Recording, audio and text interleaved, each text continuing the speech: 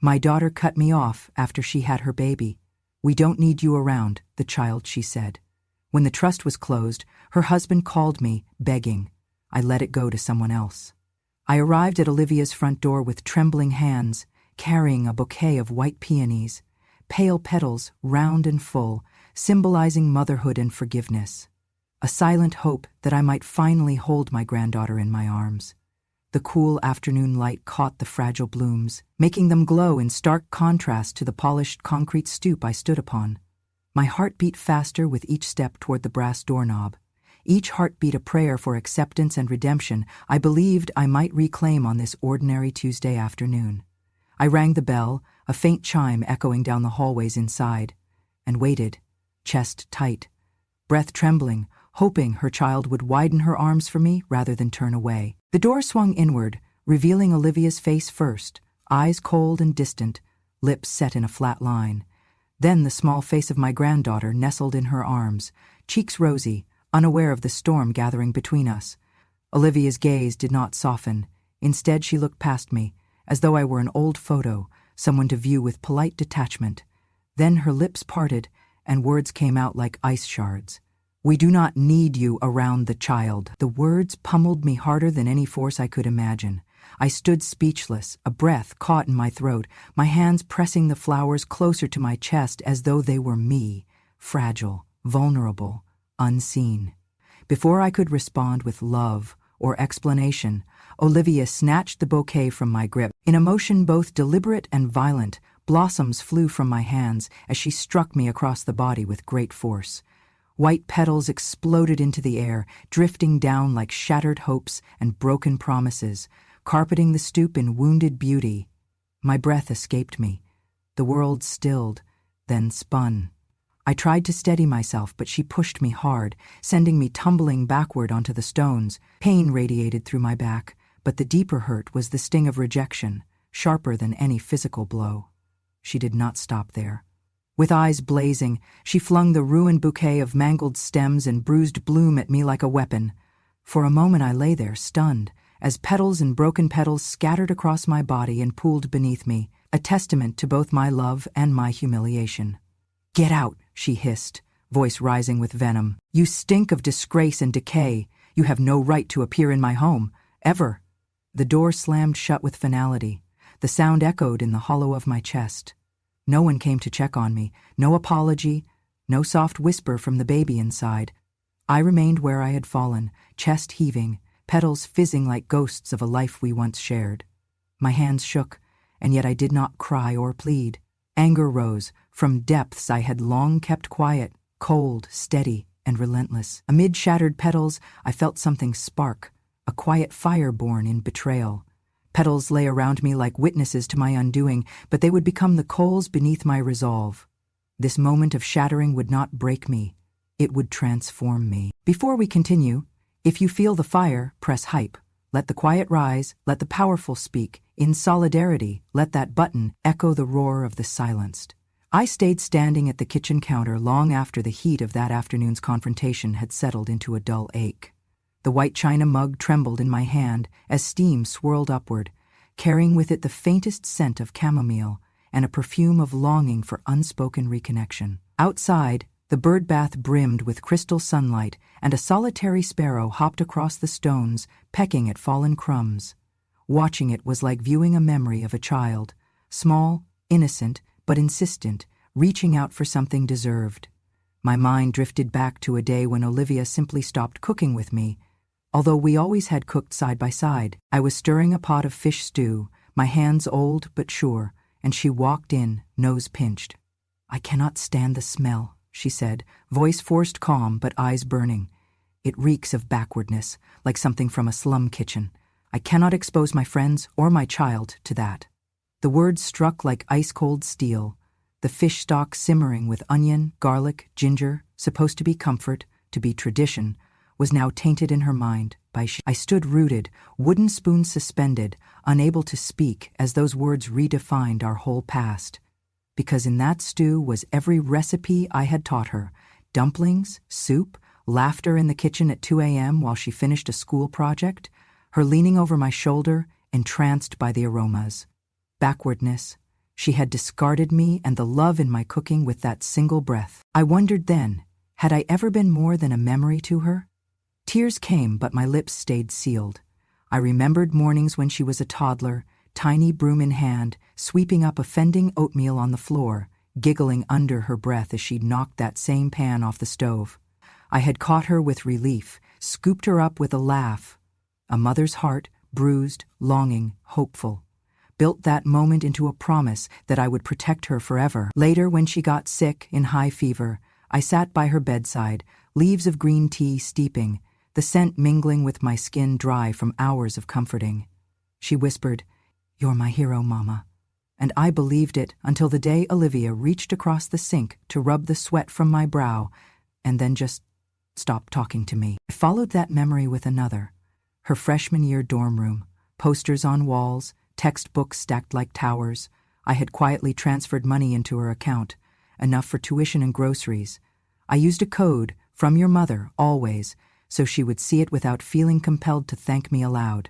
Later she called, voice clipped, "Thanks for the money, Mom. That was basically old age money. I feel blessed in a new way now." New way? She had fashioned her life out of the comfort I gave her, then instantly pivoted to a new aesthetic of success, excluding me. That ache deepened when she said, finally, "I love you. But I deserve elegance, not your struggles. Please just let that part of my life fade." Fade. Imagine being love personified, then erased. I folded my hands against the mug, heart tight. Was I too rooted in yesterday? I wish these memories were single shards in a mirror, but they reflect. I remember saving tips from hospital shifts, each dollar I tucked into a tin for her future. When the tin was full, I counted out enough to cover her dorm deposit and a bus ticket home. Standing in that pawn shop, I cried, my fingers trembling as I handed over the pawn, not because I needed the money, but because I needed her to succeed. That was the day I became part nostalgia, part sacrifice, and yet those savings too had become tainted, old-world filial duty in Olivia's mind, a badge of antiquation she gently put down, like a broken dish she no longer wanted to hold. I felt tears gather, but I let them wait. Inside me, a slow throb began, not of sorrow, but of clarity. Love without return is still love, but unrequited love need not be the tomb that ends the story. I set the cup down, cups clinking in the empty room, as I weighed the memory of my sacrifices against the reality of Olivia's dismissal. My life had been the feeder of hers. Now I would feed something else. That kitchen, once humming with lineage, now lay in silence. But from that void, my decisions, my resolve, would rise. I still remember how quiet Olivia's voice was when she told me they had closed the trust fund, the one I started the day my granddaughter was born. I sat on the edge of my armchair, fingers touching the old latch on the wood trim behind me, feeling as though something inside me had been sealed away at the same moment. No thank you. No explanation, just that perfunctory notice. My throat went dry. I felt everything else fall away, as if I'd been erased from the center of their lives.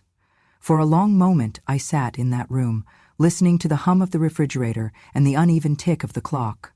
Grief, cold, blunt, settled over me. I said nothing.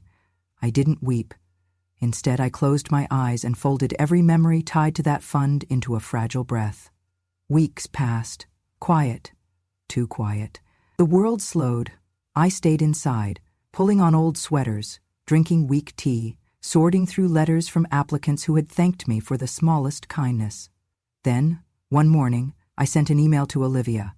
It read only, "I have repurposed the trust into a scholarship fund for orphaned girls training to become doctors." I pressed send. My heart rattled, but I did not look back. Later that afternoon, Olivia called, the line crackling with tension and confusion.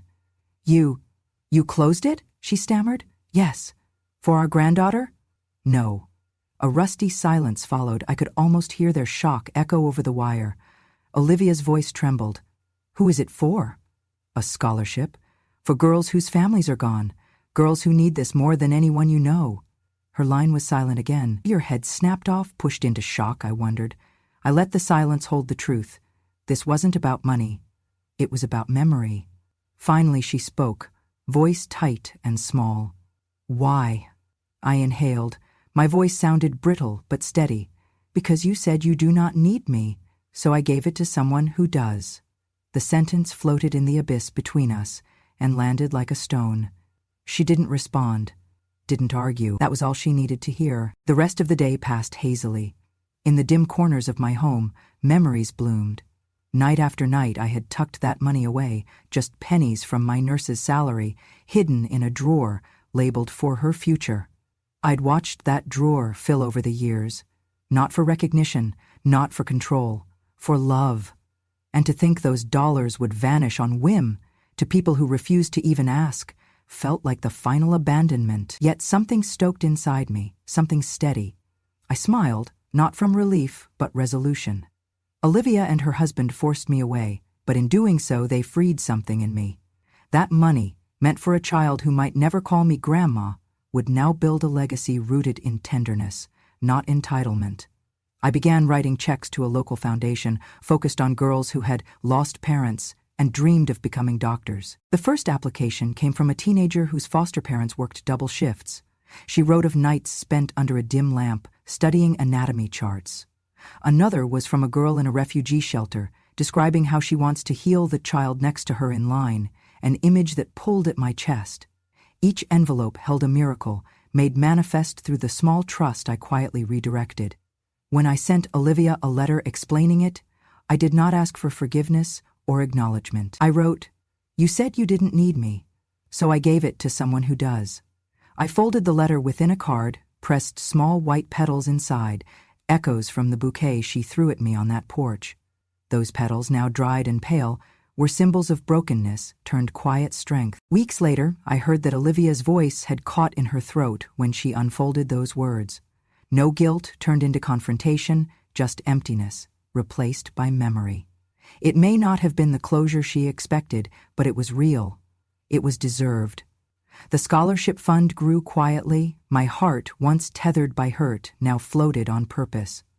I learned that when love is unmoored, it doesn't disappear, it transforms. The money I saved under the radar would bloom in minds of girls who never knew my name, but shared with me what mattered most: hope.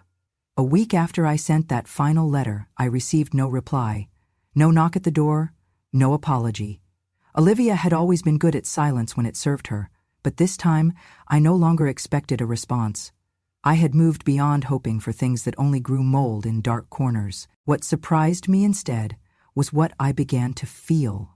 I walked to the post office each morning. The autumn wind had started to carry a bite, but it was clean and sharp, like truth. I dropped off scholarship documents, signed recommendation letters for girls whose stories I had read through tears. I began volunteering once a week at a local youth center. The girls there reminded me of the Olivia I once knew, the Olivia who stayed up late reading with a flashlight, the Olivia who would bring me dandelions and say they were grandma flowers. That child had disappeared somewhere along the path to prestige and social standing, but here, in this small brick building with flickering fluorescent lights and mismatched chairs, I found traces of her soul. Innocent, fearless, honest. One girl, named Kira, came up to me with a letter she had written for her scholarship application. She asked, "Miss Lydia, do you think I'm good enough?" The question shattered something soft inside me. I smiled and replied, "You're not just good enough, dear. You're exactly who this was meant for." Kira hugged me. No pretense, no performance. Just a real, fierce embrace from someone who saw me not as a tool, but as a person. It was the first hug I'd received in years that didn't feel like an obligation. That night, I stood in the living room with the lights dimmed, sipping warm milk. The quiet wasn't so lonely anymore. I looked at the framed picture on the mantel, Olivia as a baby in my arms, the hospital bracelet still around my wrist. For the first time in months, I didn't ache when I looked at it. I only felt a bittersweet pride. And then came the unexpected. Olivia's husband, Thomas, called. His voice cracked on the line. I didn't know she'd shut you out like that. I thought the trust was still there." He sounded embarrassed, tired. "It's gone," I said, calm but firm. "It belongs to someone else now. But it was for our daughter." "No, it was for my granddaughter, and you both made it very clear that I am not a part of her life, so I chose someone who welcomed me into theirs." He didn't argue, just silence. "I'm sorry." he whispered eventually. I let the words sit. You weren't the one who threw flowers in my face, I replied. I wasn't the one who stopped her either, he admitted. That earned a quiet nod from me, even if he couldn't see it. We spoke for a few more minutes, cordial, reflective. He asked if I might reconsider. I said nothing. Silence has a way of saying no with more power than shouting ever could. That night I sat with my journal and wrote, "They expected me to fade. But I've never glowed brighter." A few days after the call with Thomas, I received a small envelope in the mail. It had no return address, but the handwriting was unmistakable. Olivia's, tight and neat, like someone trying too hard to control the mess. My heart skipped, foolishly hopeful. I opened it with trembling hands. Inside, a single note. You've made your point. We're moving on. Please don't contact us again. No salutation, no signature, no acknowledgement of the pain or the betrayal, just a cold dismissal dressed up as finality. I sat at the table, eyes scanning those few lines again and again until they lost all meaning. Then I lit a match and watched the paper curl and vanish into smoke in the ashtray I kept on the windowsill. I didn't cry, not this time. I had already buried every soft part of me she once knew. What she burned was only ash now. I walked out that afternoon, bought flowers, roses this time, not peonies, not a symbol of motherhood, just a reminder that something could still bloom after frost. I brought them to the community center and placed them on the table for the girls. They smiled. No one questioned why. No one mocked. No one struck me with them. That evening, I reviewed the scholarship essays. There were over 70 applicants now, many from cities I had never been to, girls who wanted to be pediatricians, midwives, nurses, and war zones. I read one essay by a girl named Renee, who lost her mother to cancer and had lived in 5 foster homes by age 16. Her dream was to return to her hometown and open a clinic where no one would be turned away. She ended her essay with, "Sometimes the people who save us are not the ones who gave us life, but the ones who gave us hope." I sent her the acceptance letter the next morning. Later that week, I received a message from the foundation I'd partnered with. They wanted to name the scholarship permanently in my honor, the Lydia M. Carter Fund for Women in Medicine. I agreed, on one condition. The first class of recipients must all meet each other, in person, and hear my story, not the scandal, not the press spin, but the truth. The center agreed. So I stood there, months later, before a room of 17 young women. I didn't wear pearls, I didn't cover my gray, I didn't even try to hide the tremor in my hands. I told them what I had been through, not with bitterness, but with purpose. How love, unreturned, does not make us empty, it makes us strong. How giving without being wanted may hurt, but giving where it is welcomed heals more than any apology ever could. Afterward, Renee came up to me and said, "You didn't lose a family, you built a new one." I smiled. "That's the secret, sweetheart. Family isn't always inherited. Sometimes it's chosen." And somewhere in the silence of that moment, I felt Olivia's absence like a shadow that no longer frightened me. He arrived days later, Thomas, calling softly through the phone again. His apology this time wasn't layered with defense or excuse, it quivered with regret. He spoke of Olivia's resignation, how she unraveled at the company board meeting when news of the scholarship fund went public. "Everyone's talking about it," he said. "They say it was the perfect revenge, silent but absolute." I did not flinch. I only replied, "Justice does not always clamor. Sometimes it lives in quiet decisions. Sometimes it lives in quiet decisions."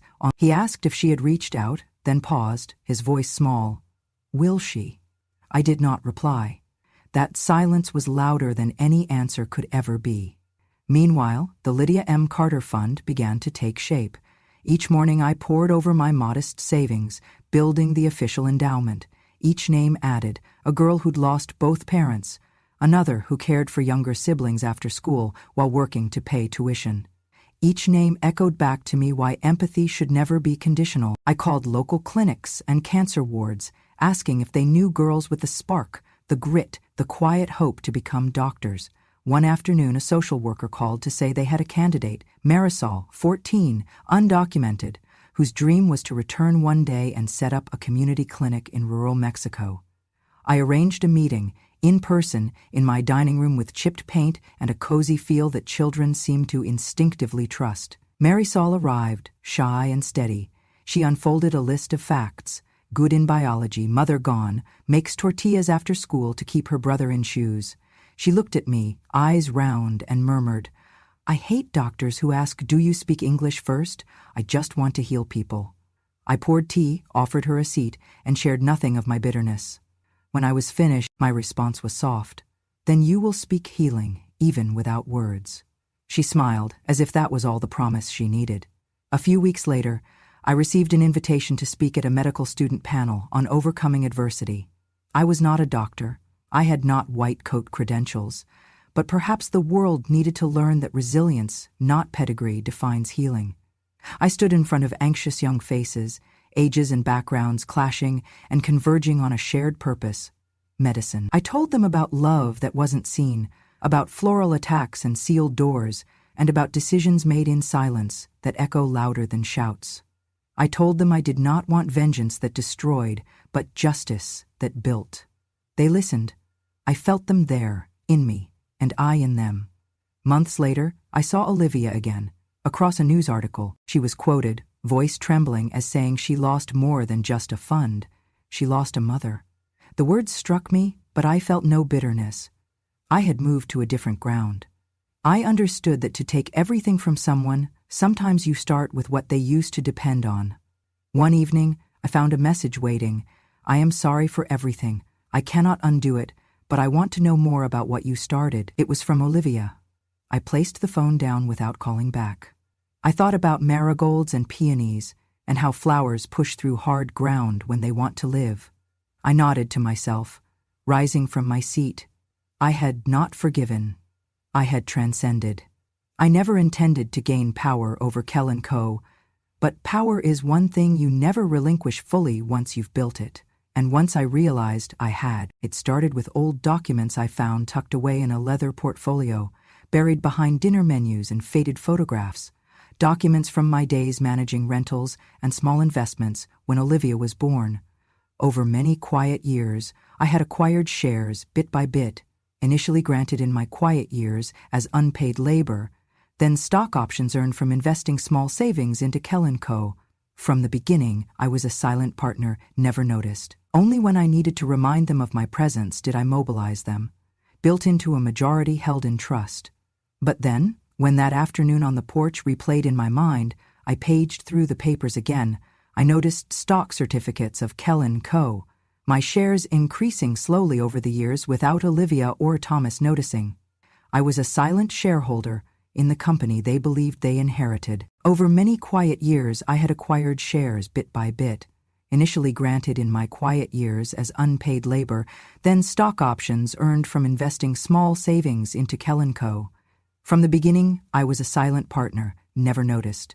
Only when I needed to remind them of my presence did I mobilize them, built into a majority held in trust. And because I believed in legacy, not entitlement, I had let it remain that way. One morning, weeks after speaking with Thomas, I worked through the phone to contact a lawyer. We used an irrevocable trust to transfer those shares to the Lydia M. Carter STEM Trust, a new entity dedicated to girls diagnosed with learning disabilities who wanted to pursue careers in science and medicine, girls whom the world dismissed, but whose minds burned with ambition. By placing the shares into an irrevocable trust, my ownership and control were removed from my name, unchangeable, unassailable, immune to reversal. I watched the paperwork shift in silent formality, knowing I had pushed the first stone in a landslide. When the news broke, founder's mother revokes control over Kell & Co., redirects shares to STEM Trust. Olivia and Thomas sat at the boardroom table, color draining from their cheeks. I saw it because I read the shareholders' update. Olivia's eyes flicked from the screen to a stack of folders made redundant in the second it took her to realize that the control she assumed she held was just an illusion. I did not feel triumph. I felt necessity. Kell's stock began to tumble. A controlling shareholder transferring shares to a trust, stripped of personal profit motive, sent chills through investors. They saw a red flag, interpreted as a lack of confidence in the company's future. Suddenly, trading halted. Murmurs turned into panic. Analysts drafted quick articles. Trust evaporates from table stake. Founders' intent questioned. Offices empty. The market collapsed, as though the company had been parted at the root. I read about it on my kitchen tablet, sipping tea again, at that same old table where dreams of reconciliation once hovered. There was grief, yes, perhaps even sorrow, for the friendship I had thought we would share. But deeper was the recognition that my decision was not rooted in pride. It was for generations that had no voice, for futures that would otherwise be erased. Beyond the financial collapse, something greater unfolded. Local headlines hailed the trust as a beacon of hope rather than a revenge plot. I had built something irreversible, not an empire, but a foundation. I received an email from Olivia days later. "Mom, why did you do this? You hurt us." My response was calm, unwavering. "Because you said you didn't need me, so I gave it to someone who does." She did not reply. Not long after, I received confirmation from the Trust's board. Kell & Co. had agreed to integrate philanthropic initiatives in their strategy: STEM, scholarships, community clinics. My granddaughter's name wasn't on any of it yet, maybe one day. But for now, the company that had turned its back on me was now giving back to those who never turned theirs. Standing in my kitchen that evening, I looked at the place where Olivia once drank milk after school. The place that had witnessed the rejection, the retreat, and now the resurgence of purpose. I poured myself a fresh cup, hands steady, vision clear. Some powers cannot be reclaimed by force, but by faith and quiet action. I did not break anything. I built something better. I had not expected the world to notice, yet notice it did. The video, Olivia striking me with that bouquet, surfaced on social media, immediately detonating across platforms like a bomb. Instagram, TikTok, even LinkedIn feeds were laced with searing commentary and disbelief. Within hours, users tagged the video "granny assault" and "inheritance outrage." Comments exploded in outrage. "Eldest betrayal with petals. She hit her mother. That's unforgivable. What kind of daughter treats her own blood that way?" A snippet of audio appeared under the post, someone whispering, "That's the cruelest daughter of the year."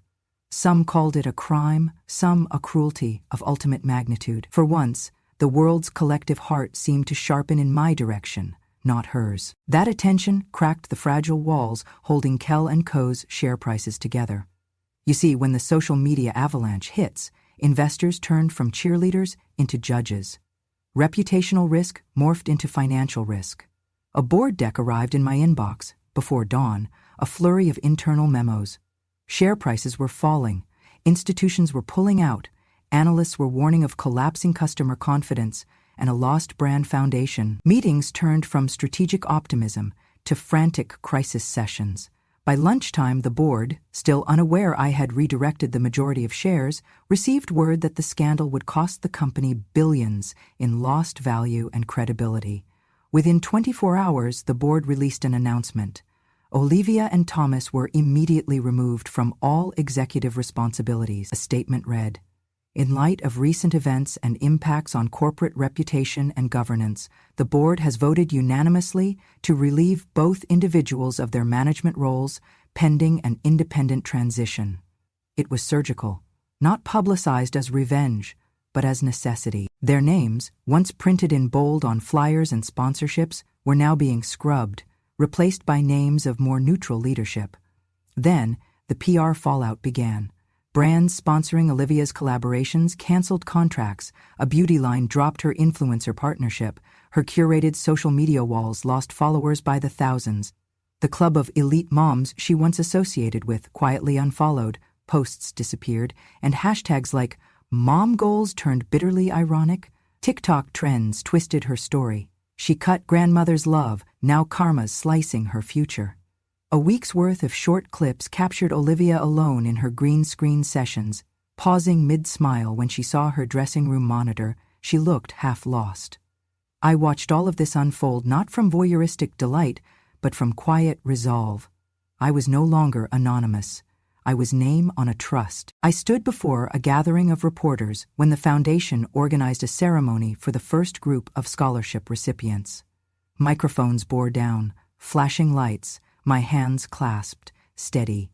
A single question volleyed through the crowd. "Miss Carter, do you consider this a revenge or a redemption?" The room leaned forward.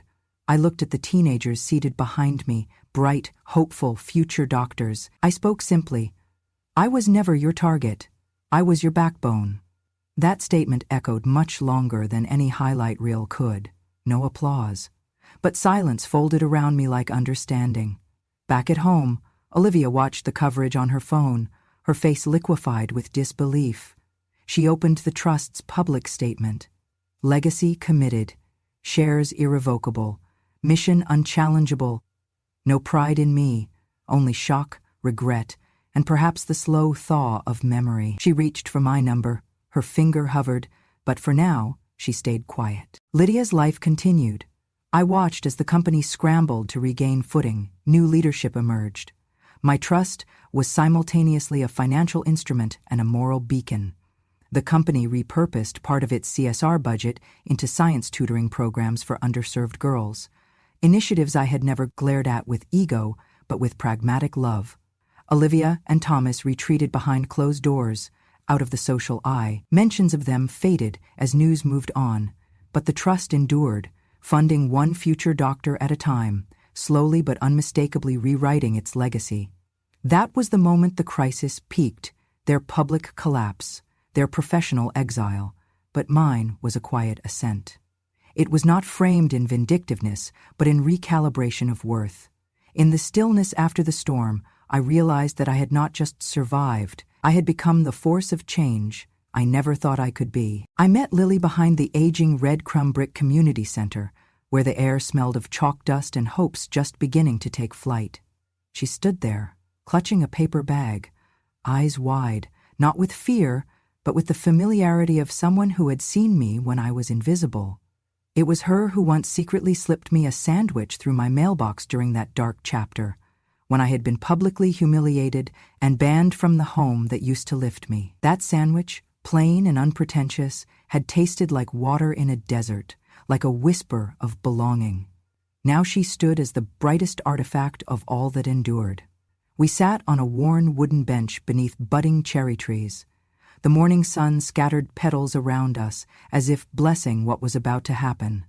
I handed Lily a slender envelope, thicker than she expected. She hesitated before opening it, her fingers trembling just slightly. Inside were legal documents transferring the holdings of the Lydia M. Carter STEM Trust into her name, allowing her to use the principal whichever way she needed for her tuition, health, or whatever insists on worth. I watched as her breath caught and eyes welled up.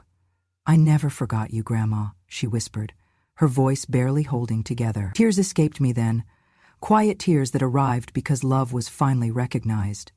I leaned forward, drew her into a hug, pressing her small frame against the lines on my shoulders where grief had carved its temporary home. "I didn't lose a daughter," I replied, breath catching, "because I found a granddaughter." The bench settled under us, a soft exhale. I pulled back, taking her face in my hands. Her cheeks were rosy, eyes shimmering, and in that glow I saw futures branching outward. Science labs, white coats, care beyond herself. Everything I had saved, hoping to hand to Olivia, now passed through me to Lily. Not because of obligation, but because of recognition. We spent the afternoon sitting there under petals and sunlight. Lily told me about school, her friends, dreams in molecular biology. I told her stories of the fight that led us here, the flowers, the injustice, the quiet catalysis of purpose. She didn't ask for explanations. Her presence was enough. When it was time to go, I handed her an envelope. She looked at me, questioning. "Open it at home," I said. Later, I watched her feet, padding up the sidewalk with that envelope hugged to her chest like a promise. Inside was a small notebook with a note, "For new dreams, not old shadows." Night fell in my quiet house, but I was wide awake, brighter than I had been in years. The transfer was complete. The legacy was now hers. I had broken chains. I had built bridges. This was the new story. Quiet, resilient, anchored in the hope for someone else's sunrise. We were still family, redefined, but unbreakable. I moved into a modest house on the edge of town, a little cottage painted pale green, trimmed in white, with a garden that waited patiently for spring. The air here is softer, quieter, birdsong at dawn, the hum of bees busy about their work, and the sense that peace can grow when you stop chasing it. I planted flowers along the walk, marigolds and daisies, simple blooms for a simple life. That house, with its uneven floors and cozy kitchen, became my sanctuary, made still richer by purpose. I founded the Phoenix Scholarship, named for the mythic bird that rises from ashes. The name felt right: rebirth, renewal, hope forged from destruction. My lawyer helped me file the paperwork. The trust was now fully institutional, with governance that would outlive me. Each dollar given in Lydia's name would become a flame for girls abandoned by life and lit anew. Inside, I set up my office, a small room with a single desk, a lamp, and a corkboard full of photos. On that wall's center, under glass, I placed the shattered pieces of that once delicate handkerchief. The cloth torn by olive branches and resentful hands now lay preserved in its glass sanctuary. It was no longer a symbol of humiliation. It was a testament to survival. Each jagged thread reflected something real. Pain endured, love broken, and then rebuilt, stronger, somewhere beyond bristle. I began receiving applications. Letters, in neat penmanship, frantic typing, sometimes stained, sometimes taped together. From farms, from shelters, from cities on fire with hope. One girl wrote from a refugee center in Bosnia, another from a coal mining town crippled by industry's collapse. In every letter was a spark. They wrote not for pity, but for a chance to heal others. Lily sat at my side, her bright eyes helping scan essays every afternoon. She brought iced tea, and I taught her how to mount the letters on the corkboard. This is my favorite," she said of a letter from a girl wanting to become a pediatric oncologist because she lost her brother to leukemia. She's not asking for pity, she wants to save kids. Lily let me feel proud, not just of someone else's promise, but of what I had become. I realized motherhood had evolved. Motherhood did not end with one's own children. I was mothering hope now, and Lily was learning how to steward it. I held the first awards ceremony beneath the old oak tree in my yard. I invited local news. The girls, 5 of them, stood on folding chairs singing a song together, voices trembling and soaring at once. One girl looked like she had always sung that song inside her, waiting for a moment like this. When she finished, they cheered, and I felt tears on my cheeks, tears of joy that surprised me with their warmth. I spoke. The phoenix is not just about rising again. It is about giving wings to those who otherwise would fall. These girls, this community, are the reason love never leaves us. Afterward, Lily helped me hand out envelope after envelope of scholarship checks. Her hands were steady. She knows now what love looks like when it is shaped by silence and when it breaks through with kindness. Inside the cottage later that day, I stood before the handkerchief display. I ran a fingertip over one tiny thread left intact. I remembered Olivia's face, red and broken, as she fell through her own unraveling. I did not regret redirecting what she would not cherish. There was justice in that act. There was rebirth. Lily found me there, placing a fresh wildflower next to the glass case. She said, "You turned pain into something beautiful." I squeezed her hand, and you helped me remember what it is to hope. At night, I sit on the porch under lamplight and write letters to scholarship recipients. Letters of encouragement and advice. I remind them that their dreams are not liabilities, but legacies. Sometimes I attach pressed petals from the garden. Other times, a short story I wrote when I first learned patience. Lily comes to me when she can't sleep. We talk about her dreams of university, the architecture school she loves, or the idea of working with medical device design to help doctors like those scholarship girls one day become. We plan trips to college campuses, talk of visiting libraries and lecture halls. For once, I am the safe harbor, as much as she is the promise beyond the storm. I look at the tranquil night sky and think, I have gone through erasure, public shaming, betrayal. I have walked through stones of broken love. But love, quiet, patient, resolute, restored me. My story did not end with dismissal. It began again in trust, in flame, in that handkerchief framed in glass, the brokenness that became a phoenix. And so I sit here, finally knowing that even in the aftermath of what was taken from me, everything that remains, hope, legacy, family speaks louder. The story continues, reborn, under stars and flowers, and the unspoken vow that nothing lost is ever lost entirely. I sit on the small wooden rocker stationed beneath the twilight of my balcony, watching the horizon dissolve into shades of amber and rose. The same sky that once felt harsh and unyielding now cradles me in its softness. I turn the pages of my journal, its spine worn but steady, like me. With calm breaths I begin to write. They erased me from their story, so I wrote a new one without them. I pause mid-sentence, lifting my eyes to the colors flooding the sky, then resume with quiet conviction, pen dancing across the page. Each word is slow but deliberate, reclaiming the narrative that once cast me aside. The evening breeze carries with it the scent of late-blooming jasmine from the garden, a reminder that beauty can flourish even near the end of summer. I pause once more, thinking of how far I've walked alone, and how odd it now feels to define my life by absence. Even that phrase seems distant. My story, redefined, no longer revolves around loss, but around endurance, rekindling and love. In forms unexpected. A rustling at the door interrupts my thoughts. Lily, with her backpack in one hand and a cluster of wild daisies in the other, appears in the doorway. Her cheeks are flushed from evening mice and late homework, yet her eyes are bright. "Mama," she says, but I shake my head, indicating she should say Grandma. "Grandma," she whispers, her voice hesitant. "Are you still sad?" The question, tender and small, thrusts through layers of healing I haven't yet fully recognized. I close the journal, tucking it beside me. "No, sweetie," I say softly, meeting her gaze. Tears settle unwanted near the corners of my eyes, but I dismiss them with a faint shake of my head. I'm finally free. She comes to the balcony rail beside me, stepping carefully onto the rocker so our knees touch. I wrap an arm around her shoulders as she gazes at the sky. The twilight has deepened, the pink is gone, and in its place is calm indigo, dotted with the earliest stars. I whisper into that hush.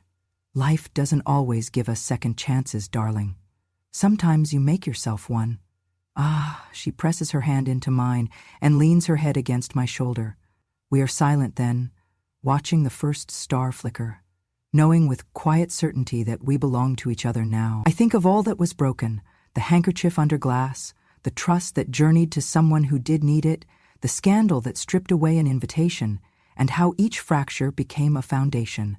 That broken heirloom wasn't just a memory of pain, it became a stained glass window into a stronger life. The air drifts in soft and cool, carrying the promise of tomorrow.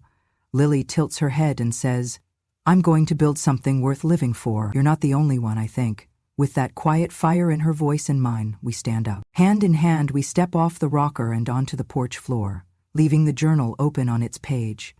Inside, my quiet sanctuary waits. Books, letters, the scholarship files waiting on my desk, each representing women whose lives will take shape because one grandmother was erased, but wouldn't vanish.